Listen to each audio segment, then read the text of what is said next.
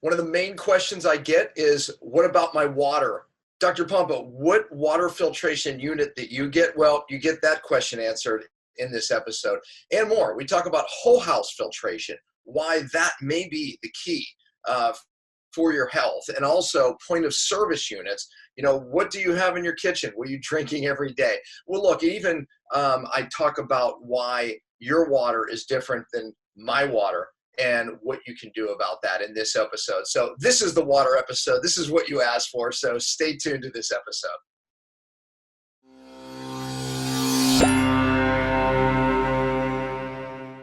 Hello, everyone. Welcome to Cellular Healing TV. I'm Ashley Smith. Today we'll be talking all about water quality and what kind of water treatment system Dr. Pompa personally recommends. And we have an extra special guest today too. Warren Phillips is back to join in on the conversation, which we are really excited about. Our guest today is Ryan Kuypers, and he's an engineer at Dime Water, which is his family business specializing in water treatments.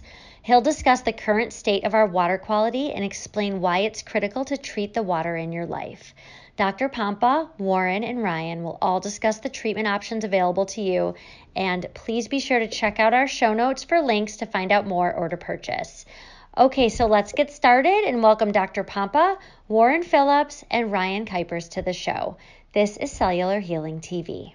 Ryan from Dime Water, it's about time you made this show. Welcome to Cell TV. Well, thank you for having me. I appreciate it. Yeah, we even have Warren here as a special guest, and you'll find out why, folks. Warren, welcome. Yeah, it's good to be here. I just want to bring some entertainment and some science on one of my favorite topics. Yeah, you know what, Warren? Actually, one of your number one YouTube videos was the water video.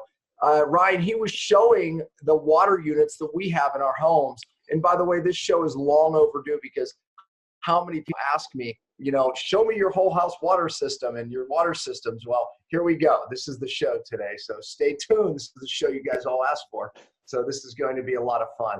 All right. Well, let's bring the problem right at it here. Ryan, I mean, it just amazes me that people don't have water systems in their home. I mean, I take it from point of service and I have a whole house.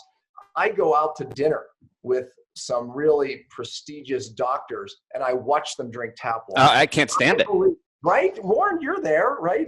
That drives me batty. It won't do it. I think that if they just really knew it was in the water, I don't know that they would do that. But Ryan, let's talk about it. What is in water? And I know there's a difference of city water cities, but let's start there with the problem. Okay. Well, for the most part, if we look at what is flowing in our water supply, cities, I mean, first of all, we live in America. We have, well, for the people that are listening from America, our water is tremendous. Our government requires that municipalities bring it up to a certain level, so we're incredibly lucky at least to have potable water coming out of our sinks.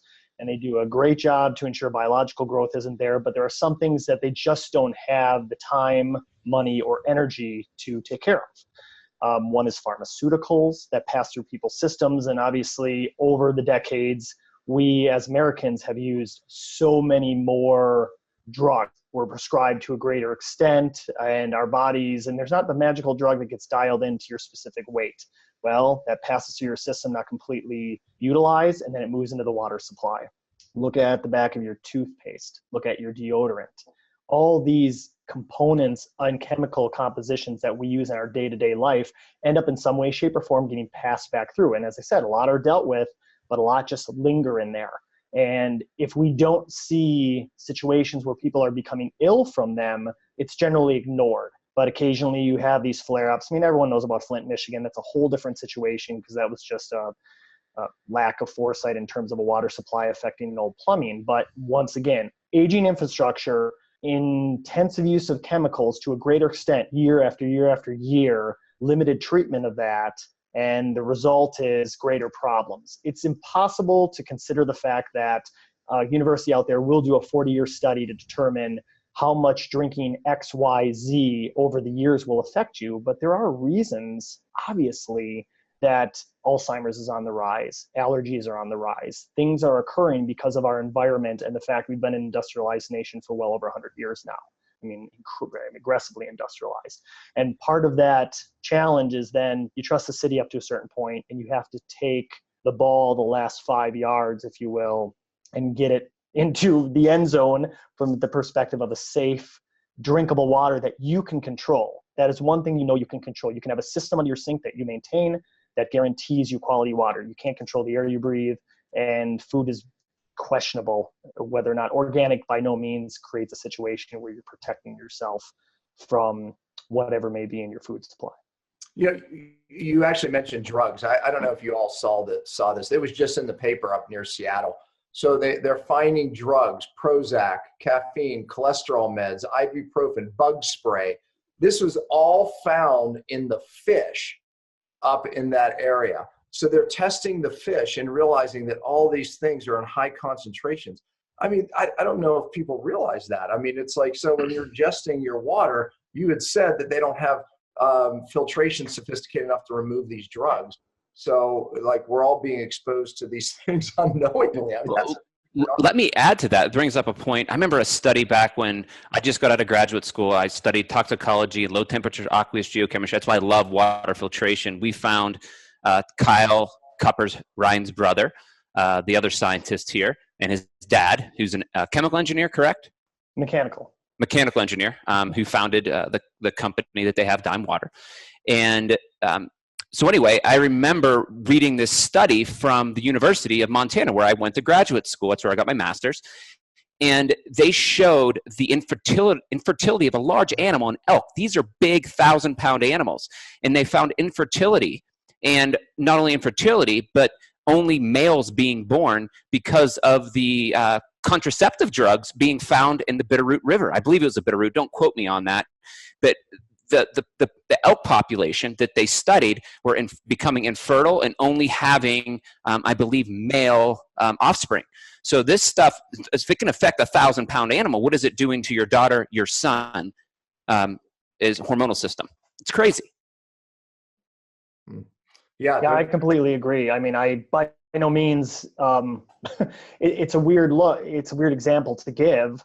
However, the pill has been available for many decades now and has a tremendous amount of usage. But with estrogen not being taken out of the water supply that comes from the pill on a regular basis, anybody that has a set of eyes can see that the average 18-year-old looks like the average 15-year-old, or the average 15-year-old today looks like what the average 18-year-old did 30 years ago. Why is that? There's a lot of other factors that can come into play, but there are chemical effects of what's passing through the water system and what's being ingested by the average person on a day-to-day basis that does affect our health. Yeah, you brought up Flint, Michigan, and I had the privilege of going there and actually teaching doctors really how to get the lead out of the kids, not just the kids, but everyone that was affected by the water. But one of the saddest parts is they didn't realize that the lead went deep into the tissues. So when the blood samples started becoming normal, the problem was over. But, one of the points that I make at my seminar is that Flint, Michigan, when I first heard of it, I said, oh boy, that's not just a Flint, Michigan problem. That's a national problem. And it's because we have doctors that we train all around the country and we test people and we see massive lead levels. Well, it wasn't shortly after that it started coming out. Pennsylvania waters near Pittsburgh, higher than Flint. California waters, higher than Flint. Detroit, I mean, it went through all this thing because they started testing water. And again, it was a mistake made there, in Flint, Michigan.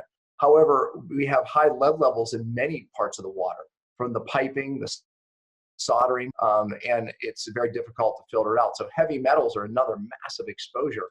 And you all actually Dime Water test a lot of the water because that's how you design some of the filters, and we'll talk about that in a moment. But what other types of chemicals are you seeing, or even contaminants, heavy metals, etc., in some of the water you're testing? Well, if we want to stick with municipal supplies, because well supplies become exotic and all over the map, heavy metals are, as you just mentioned, a major concern. What's happening too is chlorine has traditionally been used. Chloramines, way back in the early, turn of the 20th century, were used heavily, and then they were pulled back because of the war efforts in World War I and World War II. So chlorine became king, so to speak. Yeah. The problem with chlorine is it's a tremendous killer of biologics. It does a wonderful job getting rid of biologics, but it doesn't have a lot of staying power. So now, because we've had these incidents here and there with cryptosporidium or other outbreaks throughout the country, municipalities are starting to add ammonia to already chlorinated water to create chloramines. Difference between chlorine and chloramines is the fact that the chloramines aren't quite as powerful in terms of being biological killers, but they have great staying power. And they're a headache for us in the industry because we want to remove them as well as the chlorine, but chlorine as a compound is much simpler to deal with. Because then essentially what happens, if you're able to break the chlorine and the ammonia free, then you have to worry about independently dealing with the chlorine, which we know how to do easily, but then getting the ammonia out of the water is another challenge in itself. So municipalities are doing what they can to make sure that the treatment is as aggressive as possible, as cheaply and effectively as they can do it. And at the same time, they're pushing pH up in the water tremendously too, which is a good thing to some extent. However, it becomes problematic when just putting that pH, because they want to minimize the risk of any type of corrosion and any type of ripping away, especially with that older infrastructure we're dealing with. As the country ages, all the infrastructure ages with it. But by the way, that's what happened at Flint. I mean, the acidity actually dramatically changed. And then what happened was, it started taking what was corroded on the pipes right into the water supply. They didn't put the additive in, just as you're saying. Yeah, I mean, I think one of the problems, we have a lot of people here seeking their health, right? And, people looking to get healthy. And I really, truly believe that if you're not, cleaning your water, you're going to have a very difficult time. What you're saying, that would have a dramatic effect on the microbiome, which we're realizing controls your immune system, how your brain works. I mean, all these factors. And yet people are spending, all this money on bacteria, good bacteria, probiotics, etc., and paying attention to their diet. And yet your water is literally killing not just the bacteria in your water, but the bacteria in your gut. It's a big deal. And on your skin. Yeah, it's true. Well, with that said, I think, gosh, Warren, it was one of the videos that we did, right? And we were talking about the other exposures, and our argument was why we believe, whole house filtration is a must. And we were talking about, I think the statistic was 11 glasses of water, one 10-minute shower is equivalent to drinking 10 or 11 chlorinated glasses of water. I don't know how accurate that is. Obviously, chlorine levels are different everywhere. But the point is you breathe in chlorinated water. Ryan, I mean, what is the truth around that? Is that still kind of accurate? Oh, that's an incredibly valid point. I can't compare the drinking the water to what it is in terms of shower length, but chlorine is less of a concern to drink. Nobody recommends it. Everyone has their experience at some point in life when they were a child that played at the pool all day, and then by the end of the day, your throat is sore and you're a little bit hoarse because you were drinking chlorinated water in some way, shape, or form the whole day. When it comes to the drinking, though, where that water is going is into a pit of acid called your stomach. There's less of a concern there than when you are in a warm environment with hot water that's being aerosolized or put into an aerosol form, and then you're breathing it. Your lungs are much more susceptible. There's a reason why mustard gas was so effective in World War I. It's a lot more dangerous in terms of in a gaseous form than it is in a liquid form. So taking that chlorine out and not giving it the opportunity to become an irritant is incredibly important. Yeah, and then, I don't know how much water today, Ryan, has fluoride still in it. I know there's been now a push to take fluoride out, but the aluminum industry and other industries are, want to keep it back in. Fluoride, unlike chlorine, extremely dangerous, linked to bone cancer in boys, obviously even some neurodegenerative conditions. What's going on with fluoride in water? It really hasn't changed in terms of the levels, even with the pushback. I don't really understand the reasoning behind putting it into the water supply. The argument historically has been health of teeth. It keeps your teeth stronger because bones suck up fluoride and make them stronger. But our take primarily on fluoride is it's less of a concern from a whole home perspective or worried about it passing through the semi-permeable membrane called your skin in the shower, but much more of a concern if you're ingesting it. And that's exactly why dealing with the chlorine from a breathative whole home treatment and then having the fluoride removed by an RO membrane for point of use is really the best 1-2 punch you can accomplish. So the RO, it does remove the fluoride, which... Yes. I mean, nothing is 100% guarantee. It probably is in the range of 80 to 95%. But if you're already dealing with fluoride levels below 1 part per million, so somebody has problems trying to visualize that. It's like, imagine a football stadium of 1 million people. Well, one person is a fluoride molecule. If you take 85% of that person out, you get into the part per billion level, even the part per trillion level. And the potential of it being carcinogen is very minimized on that end. I mean, our membranes are not perfect, but they're the best we have out there to deal with. You know, I know I don't want this is the show to just talk about fluoride. I'll let Warren speak to this, but you know, fluoride is extremely toxic, and you mentioned it hardening the teeth. You know, it's really a misnomer. It actually creates a softening and a temporary hardening. It's, you know, and there's so much information now on the dangers of fluoride, and I guess the question is why are we still putting it in the water? But Warren, you can talk about the origins of how it even got in there and why it's still in there. Well, it comes back to the environmental consultant day. So some environmental consultant like me went to an industry, and I've done this personally. I've taken old bunker sea oil and I resold it to be burned in a pulp mill plant, which was contaminating the air quality of Missoula, Montana. That pulp mill is now out. I just talked to my pastor who lives there and said, how's the inversions? He said, well, a lot better since the pulp mill's gone. So what they do is they go in and say, hey, look, if I can take your waste and sell it or give it away or ship it to a water treatment plant, which is what I also used to do. I'd take contaminated water. If it was below a certain level of contaminants, I would ship it by a truck to this is going down a road, but you know, it's cool information. I would try to sell that to a water treatment facility, not sell it, get rid of it for free, right? Instead of paying $1 per gallon. And you're just thinking hundreds of thousands of dollars they would take to do that. So this is what they did. They went to the aluminum industry, and it's one of the industries, and there's lots of industries that use fluoride. This comes out as a waste, either as a waste or a byproduct. And they went, they created this false pretense because of this one study that it hardens your teeth, the one that you both spoke of. By the way, just because it hardens something doesn't mean it's not more brittle, which is actually the case. It can be harder and more brittle. But go ahead. Yeah. So they on that one study, they said, look, this is safe, and this will help out. They sold a bill of goods to the dentist. They sold a bill of goods to the water supply. They made a mistake because they saw the hardening, but they didn't have the foresight to think further down the road of the effects that it has on the thyroid and other things. There wasn't a long-term study, and this is just what we did back then. We didn't think it through. We haven't thought it through with amalgam fillings. We didn't think it through on asbestos. We're not thinking it through on fiberglass. We just don't think it through. We're not thinking it through on vaccines. We're not thinking it through in a lot of areas, and then there's this history, and then when they figured it out, they try to back up, and they really don't get there. So what we did is we dropped it into the water supply. Now we're trying to back it back out. But it's a constant battle. But they got rid of it for free.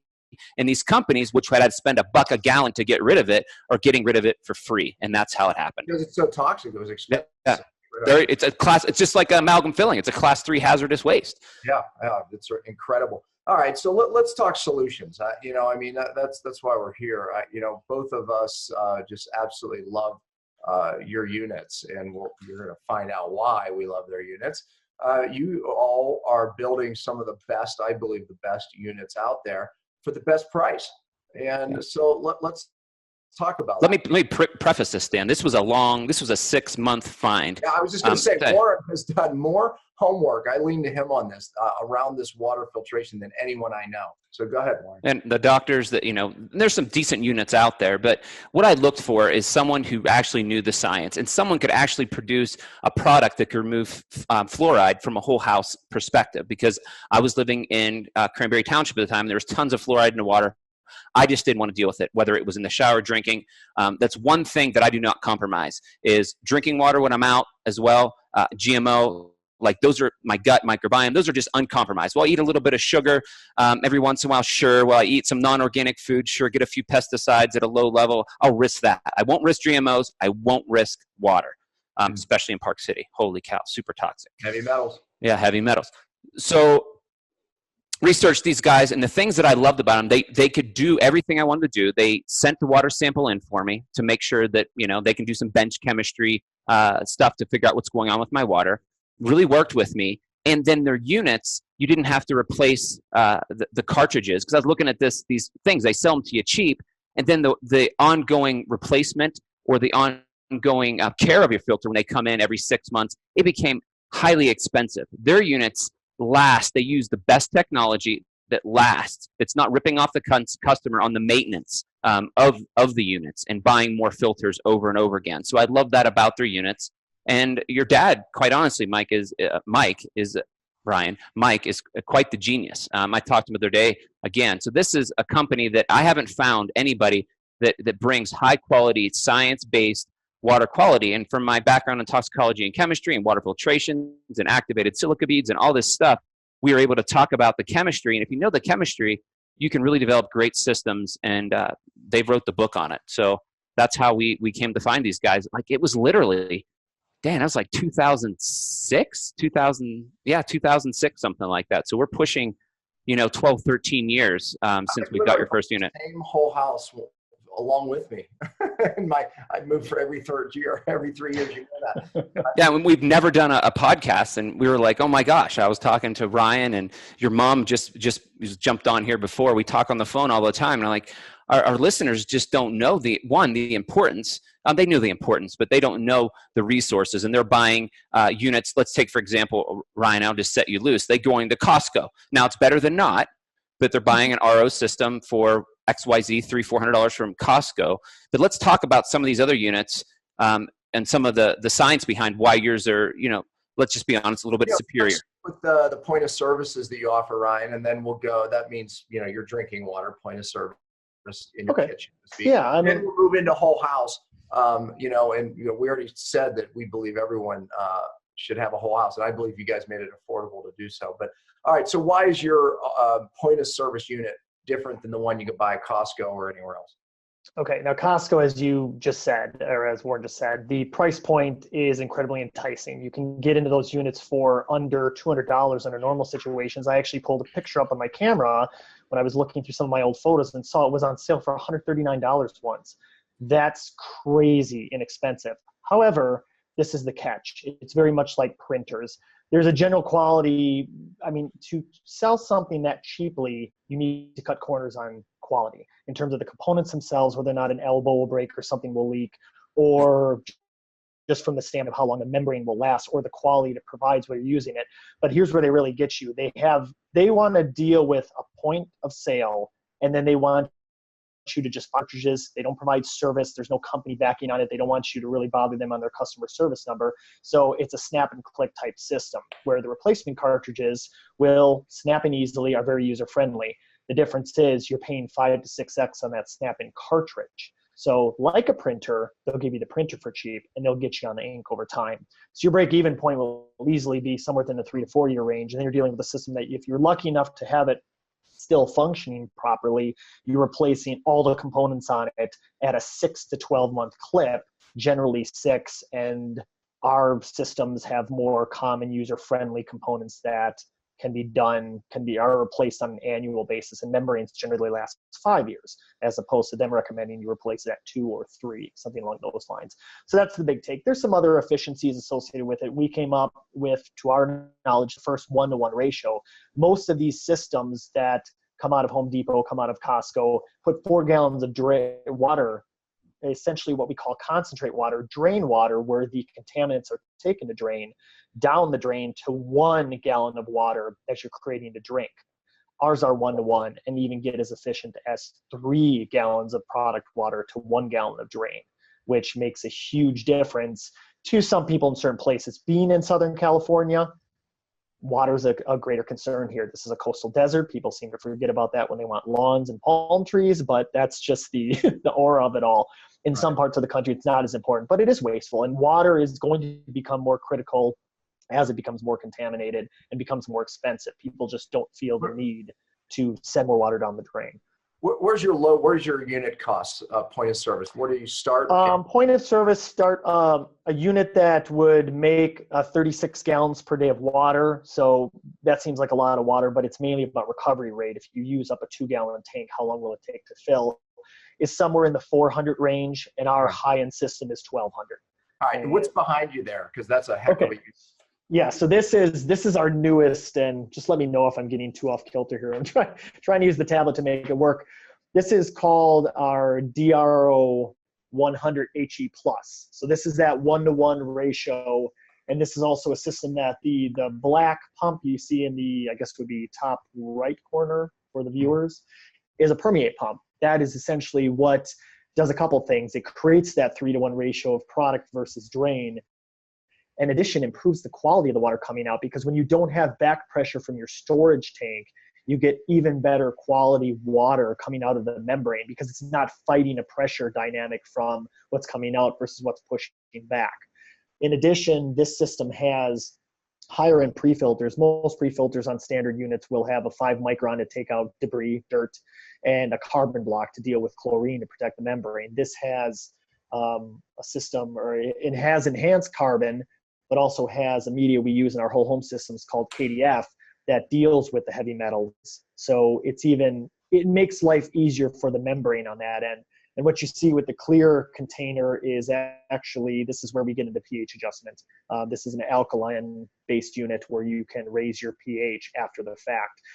A lot of it has to do with coming in. Oh, go ahead. I was going to say, because in RO units, they become weakly acidic, right? And you don't want to drink weakly acidic water, so you put a little bit of alkalinity back into it. The alkalinity capacity is not going to be like super drinking alkaline water, but it's going to bring it up to there's a big difference between alkalinity and buffering capacity. So you can have alkalinity, right, but it can be changed really easily back and forth from 6 to 8, just with a drop of water. So it makes it a lightly buffered alkaline water, just to make that clear. It's not going to drive your alkalinity, like Dr. Pompa would say. You don't want to drive your alkalinity in one direction. It's lightly alkaline, just to balance it out. Because there's all these new alkalinity units out there that are making people's guts alkaline, and that's a negative. This is just to bring it back to where a normal water. Right. What we've experienced, for the most part, what we're experiencing is we're at the mercy of the delivery water from the city, wherever that city may be. And since cities are trying to push their pH up a little bit to deal with those corrosion issues, we're in situations now where these alkaline units are still useful. But when a city once upon a time, let's say, delivered at neutral, 7 pH, and then the RO unit itself would maybe drink it down to 6.5. You're weakly acidic. You don't necessarily want to drink that. You prefer to be a little bit above neutral or neutral. Right. Then these units were great to then bring that up. But you're only getting about a 1 pH adjustment upward with a sacrificial cartridge like this. In order to get more aggressive, which we don't recommend, because the magic point seems to be about 8.3. That's when you get to the natural point of pH. When you start getting above that, especially when you get into the 10 range, you're dealing with hydroxyl OH, which is way too aggressive. Yeah. But it's too much of a good thing. It's like I'm not going to call it a craze by any means, because it's definitely more beneficial than more acidity. But like vitamin D many years ago, people, more vitamin D, the better. Well, too much of anything is going to be a problem. So a system like this allows you the adjustment. And well, let me try to point this out for everybody. There's a dial here in this spot, and that allows you to adjust it. Because it's not just purely about the pH. It's about taste. Some people, we're all unique, and we all have different tastes, and some people love alkaline water, some people don't. Some people feel as though there's a chalky taste when there's too much. You can dial it in and out however you want it, to adjust pH from a number perspective or taste desire from that perspective. And that's what makes it so user-friendly to the public. And you mentioned something that I've never seen a unit have like this. It has the KDF in it, which you taught me, because I had a concern that these units have got more efficient, but it can at times create bacteria in the tank, either from the back end or the front end. But the KDF actually from the front end eliminates that, because there's an antiseptic, natural antiseptic in the KDF. Explain that a little bit. Yeah, KDF is essentially a biocide. It does kill any biologics that get through, which obviously is applied in our whole home units and on this end.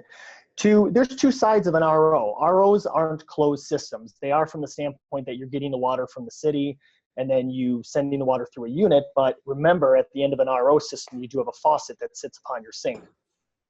Individual customers have to have some care of that. They have to ensure they don't sneeze on it or touch it with raw chicken hands if they're cutting up raw chicken, things like that. So there is potential that you could have.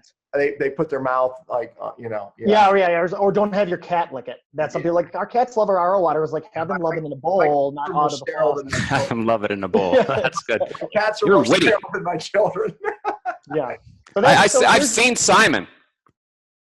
I've seen him. Simon's done it. Everybody loves Simon. That's his son, anyway. Sorry. Oh, okay. I thought that was his cat. I'm sorry. No, they have two cats, but Simon's kind of like a cross between a dog, cat, and a boy. He's right. That's good. He's Superman.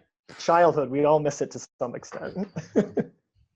But anyway, so the KDF does play that role with killing any biologics that may get in, because biologics on the front end can contaminate the membrane. Biologics on the back end going backwards can contaminate the tank. So we have solutions for both of that if people have concerns with that. But the main concern about tanks, I've been with the company for 3 years. I joined the family business in January of 16, and I've dealt with hundreds of ROs. Obviously, the company and all the people in it have dealt with thousands.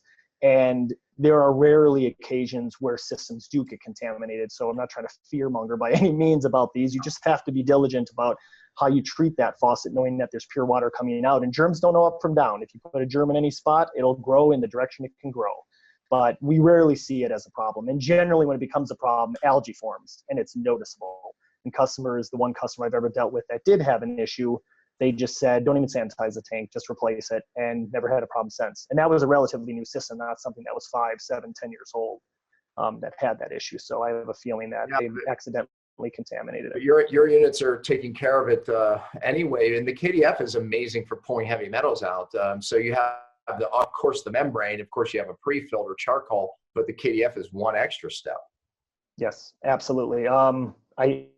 It's about the amount that KDF claims based on their testing is 98%. Wow. And people would want to say, well, what's 100%? Well, let's look to those funny commercials where they say, hey, this drinking water has an acceptable amount of lead.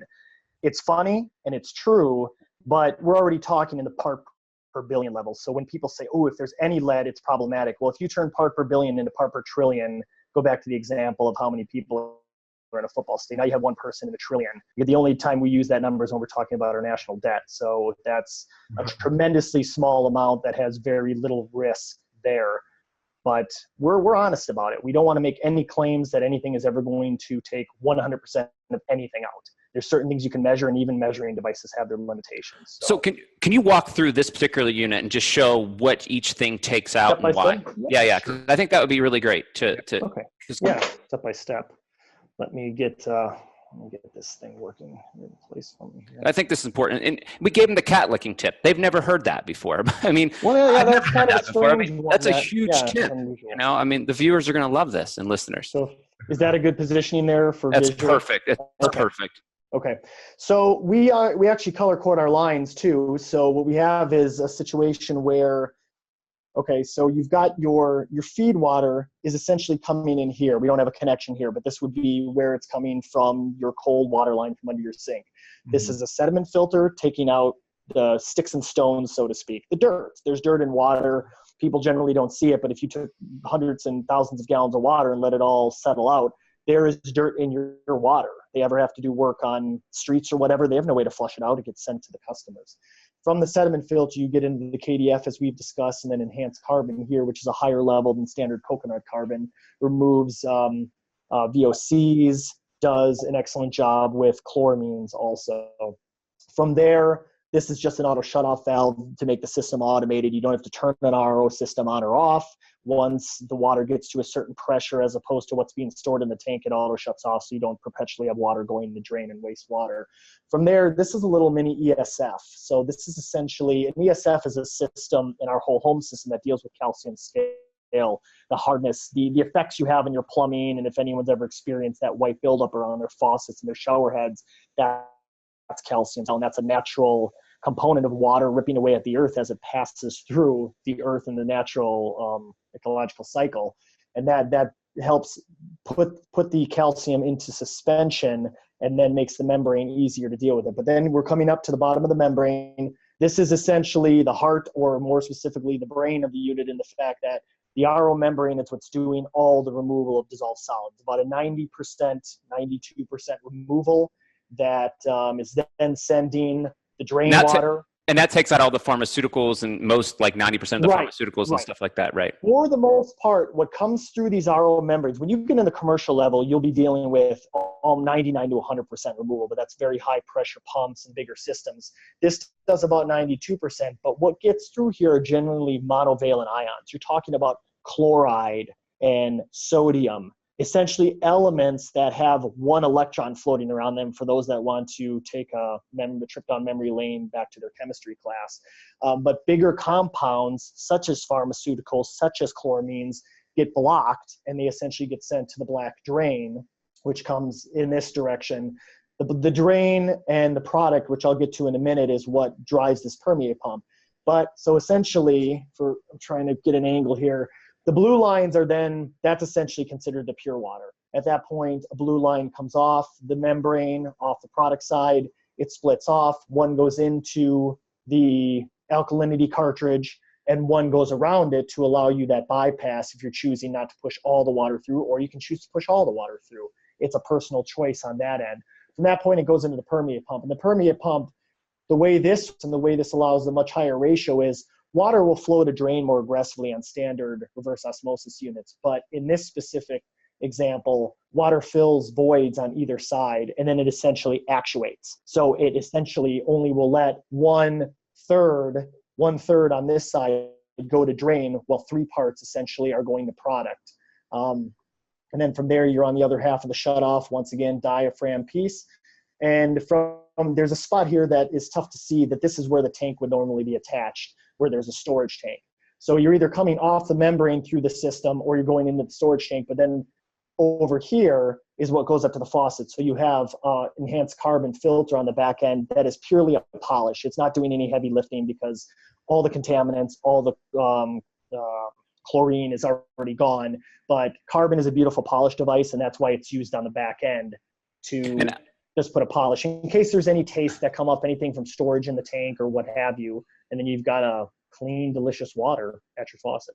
Yeah, and that's what helps me deal with the polypropylene bladder, because I'm going to go to that level. They're pretty inert, I mean, polypropylene is a very inert material, but there might be a plastic that comes off on there, and the carbon is going to grab those organic compounds that would come off of there, and that makes me happy, knowing that there's nothing left. I mean, it's the nature of the beast. It's still a man-made material that we have to store water in. We need some kind of a storage device, because the speed at which this makes water, even with a 100-gallon per day membrane, nobody wants to sit for 35 seconds to watch their 8 ounces of water fill. They want their glass of water so they can walk away and let the system refill the tank and move on. But it's the same concept, where that carbon is put in place to deal with anything that could come off of that tank bladder.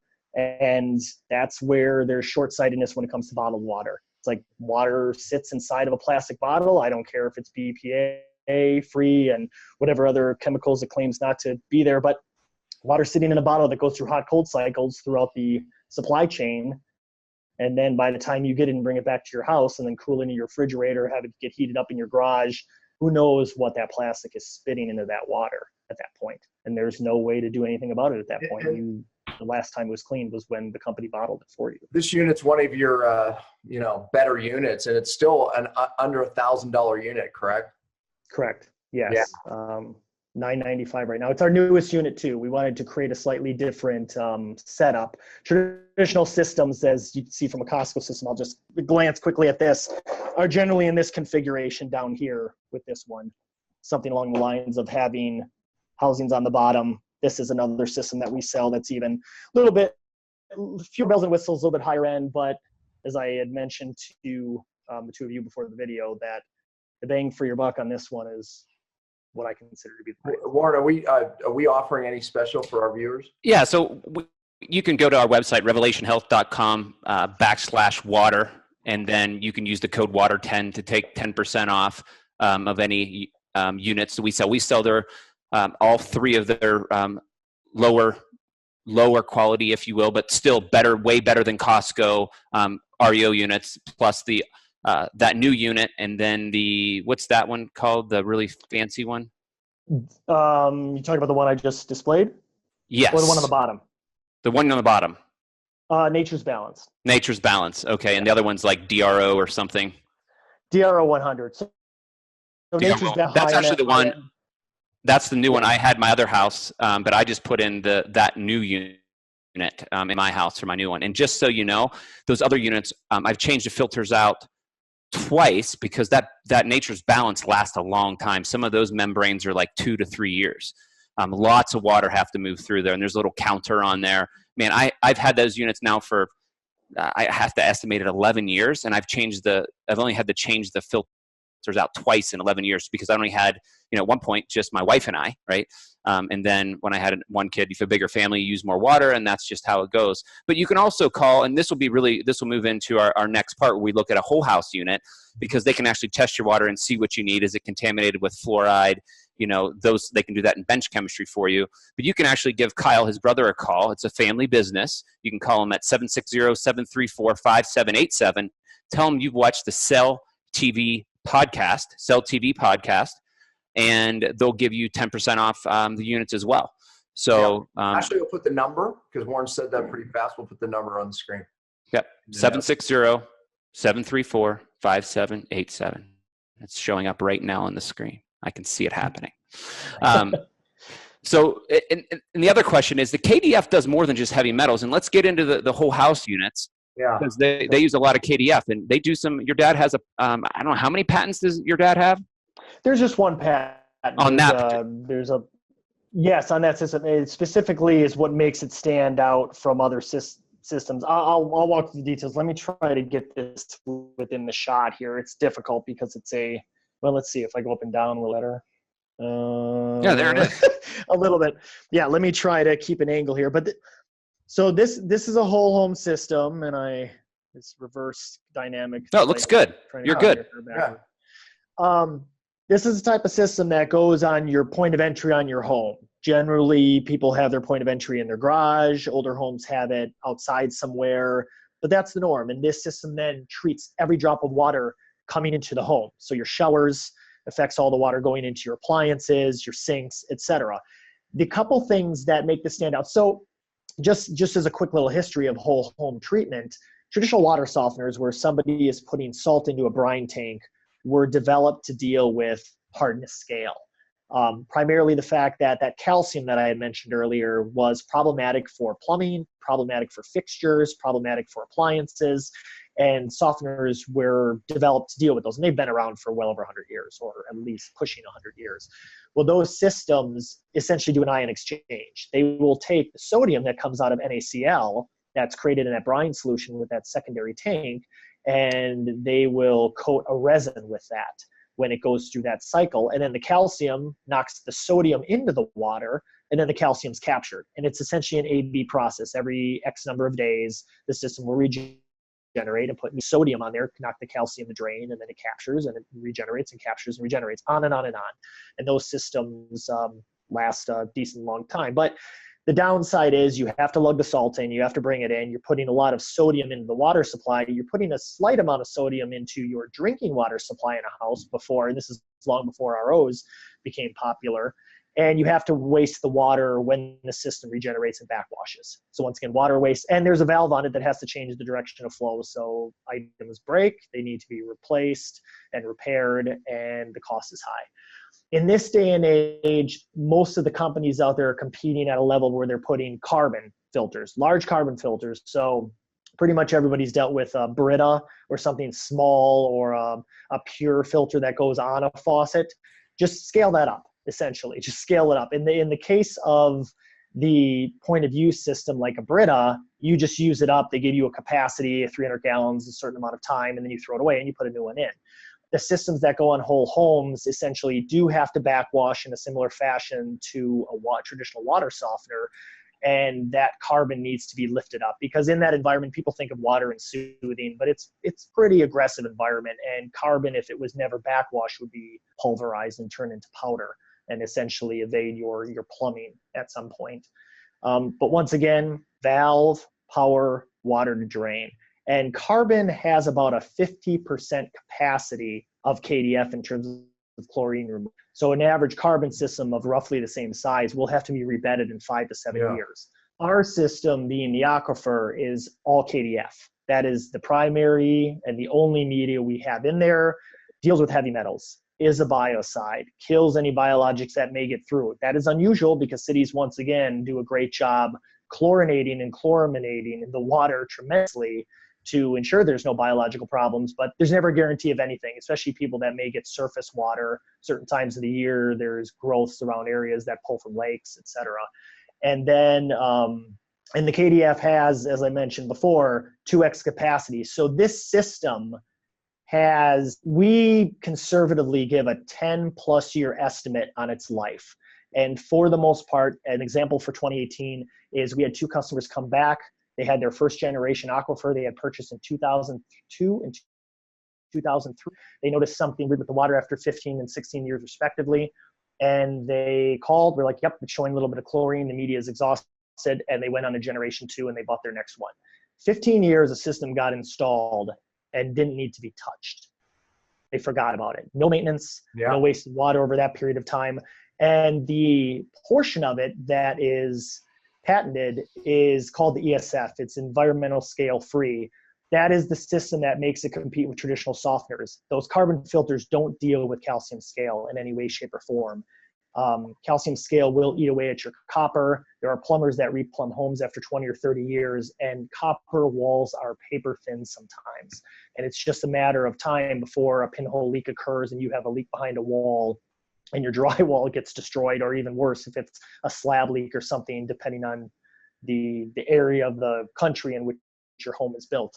But that calcium is essentially put into suspension. It's not removed, it's put into a crystallized form. And as long as it goes to drain within 72 hours, it has no effect. You don't get that calcium buildup and that scaling on your faucets or on your shower fixtures. It makes your appliances generally last about 50 to 100% longer than they normally will, because they're not getting glommed up with that damaging calcium. Let me give you a testimony to that. I have very hard water here where I live. And the house that I had, we ran our dishes without one of your units, right? We installed the aquifer, and the amount of, our dishes were white. I'm talking white, ruined. We had to put them in vinegar to just fix them. It was an absolute mess. We didn't put any vinegar into the washer, did nothing, but there was just a little bit of spotting left on the dish using your unit. So that's how effective it was. Now, what I also did is I put like a teaspoon, or more than that, probably like a tablespoon of, my wife does. I actually don't load the dishes very often. Every once in a while. When I do it, I dump the whole thing, because more is better, right, Dr. Pompa? More is better. More vinegar. Yeah. But that got rid of the rest. So this is real. It really does work. It's amazing technology. And you mentioned the KDF, which is very, very expensive raw material. You have to know that. And they put that in to their RO unit, the one that they explained. And so that it's not only getting out the heavy metals, but it's taking out, what percentage of chlorine does the KDF take out again? 99.9%. We don't say 100, because there's the chance that drip of water got past everything without touching media. But so if you're dealing with the RO unit, you're that 99.9999 chlorine out, like between the carbon, the KDF, the RO, you're laughing. I can't live without my unit, man. I've traveled, like you said, with every house. I have the old black one, remember? It wasn't that nice looking. I'm looking, I want that one. How much is that whole house unit? What do they range? Well, this is a standard 8, which would be roughly as a list price in $2,400 range. And then obviously installation is very simple. Plumbers love these systems because they don't have to run a drain line. They don't have to worry about where they're going to find the power to plug into it. It's just an in and out, and it's done. That's for an 8. And we scale up these systems are sized based on how many people live in the house and how many full showers are there, because we want to ensure that systems will support the hypothetical situation where you are maxing out everything in the house. You have family visiting over the holidays, and you have 3 showers going at once, and the dishwasher's running, and the washing machine's running, and there's 4 sinks running. So every drip of water coming out of all of those is treated. So we scale it appropriately that way. We won't oversize them either. There's plenty of examples where some of the people in Southern California live in these areas with 10,000 square foot houses and 2 people. And they say, give me the best thing you've got. We're like, we can't oversize this because you will not get proper water lift just through your usage. And we don't want to create a system that in 5 years isn't as effective because it's channelized and water isn't passing through appropriately. So we're very diligent about that. The cry for, my cry for everybody to get a whole house unit is more. Remember in the video that we did, the most toxic appliance in the home is your dishwasher, because all of the toxins actually end up on the dishes that you drink and eat off of. People don't realize that that's a hidden source of contamination. And the only way you're going to filter that is a whole house system. And the KDF units and the units you guys have are the best. And talk just a little bit about last thing here, just about why some people might want to test their water, that you would build a unit specifically for their home, which is definitely really good, especially for well water. But tell them about that. Yeah, I mean, we refuse to give anyone any kind of recommendation for a unit on a well supply unless we do a test, because I said there's exotic dynamic that plays out with wells. When it comes to cities, actually, we don't test people's water. Because the beauty is, one, going back to giving some credit to the municipalities, is they do annual water reports. We can take those water reports, look at their test samples, and this system will handle 99% of the water supplies out there. That's why there's really not much value to it, because we know the cities are bringing it to level X of quality, and we just bring it the last mile in terms of improving it from there. So there's rarely a situation where we need that. Some people have unique situations where they live in community wells or something where it might be a mix of city and a mix of well water, and then we will look at it from that perspective. But this system is meant for municipal supplies. We don't put it on well supplies, obviously, because it doesn't deal with things coming out of the well. Yeah, and if you have a well, then you'll build it specifically for the water. Yeah, I remember talking to your dad the other day, and they even work with they're putting a unit in, and they don't have much pressure, so they put pressure pumps in. They'll work with you to make sure that your toilets are fresh and your showers are good one, because there's a pressure drop. They can more complicated systems like that with your well. His dad's an engineer, so they really know this stuff, and they're the best kept secret, Dr. Pompa. Everyone else is out there talking about their water filters on Facebook and putting up Facebook ads and saying, get this, because it's a must have. Water, save up, get that. You're eating organic food and you're polluting yourself with all this stuff. It makes no sense. No, none at all. So give these guys a call. We got the phone number, Sell TV, 10% off on that $2,400 unit. You save $240. That's awesome. I mean, that's going to last 10 to 15 years. That's I don't want to do the math, but it's $100 a year or something like that. I mean, actually, so many people watching this that they think, I can't afford that. They're buying bottled water, and we don't have time to get into that. So many issues. And plastic, and you're drinking out of plastic. I mean, my kids, and you're the same way, Dan. You threw away all their plastic. They're drinking out of glass, breaking glass. Water is a non-compromisable thing. I mean, feminization of boys and girls and hormone issues and behavior problems and autism, and you can just go on and on how sensitive children are today and we're feeding them this water. When I hear I'll just have tap, I cringe, and I'm not the most anal gal out there. I go out to dinner with people, I judge them. I've been feminized, Dr. Pump. I just called myself a gal from drinking plastic as a kid. I have to end with this, thanks for your service. You're a military guy. You're an Army guy. Appreciate that. Oh, yeah, I was. Long time ago. It's been quite a few years, 13 years since I separated. But yeah, it was an honor to do it. No, that's awesome, Ryan. More people need to appreciate that. Well, Ryan, thank you. Just a wealth of knowledge, you and your family there, and family-owned business, man. We love supporting you guys. We love your units. So thanks for being on the show, finally. Yes, thank you so much for having us. As you made a good point, our Achilles heel is the fact we are too much of a well-kept secret, and we're trying to change that.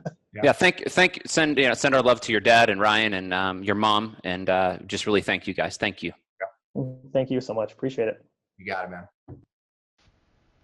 Well, that's it for this week. We hope you enjoyed today's episode. Don't forget to check out our show notes if you would like more information about the Dime water treatment systems. We'll be back next week and every Friday at 10 a.m. Eastern.